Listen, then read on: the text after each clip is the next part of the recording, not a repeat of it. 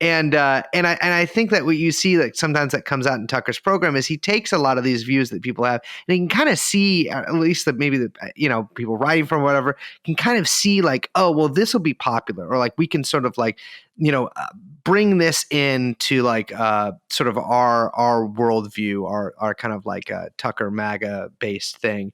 But we can leave the sort of more extremist elements. So what he does is it's kind of like laundering that stuff in a really effective way, I think. And like, it's sort of extraordinary to see like this political apparatus, spring up around him in this way, this sort of like loose political apparatus.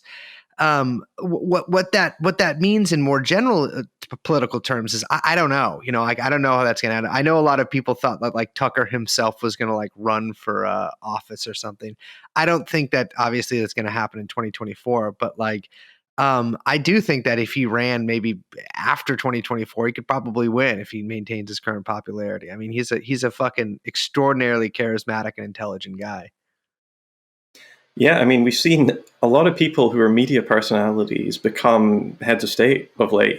Silvio Berlusconi was a media baron. We've seen, Zelensky in Ukraine, who is a really popular actor and comedian who is now the president of the country after playing the president on TV, which is absolutely wild. But ultimately, I think Tucker's role, as you said, a safety valve is a good metaphor for it.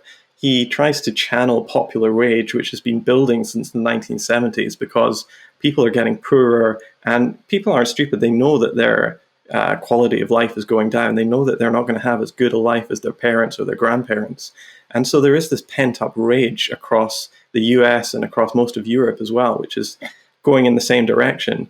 And ultimately, Tucker, sometimes he almost sounds like Bernie Sanders in some of his speeches, but ultimately his targets tend to be either very amorphous elites, which often, is interchanged with liberal elites, or he'll direct you specifically at like completely meaningless targets like, vegans or Colin Kaepernick or, blue-haired liberals or something like that, which, ultimately are not the centers of power. The centers of power are people like his boss, Rupert Murdoch, or the massive corporations which pay his salary. So ultimately, I really do see Tucker Carlson not as a threat to the establishment, but one of the greatest assets that they've got.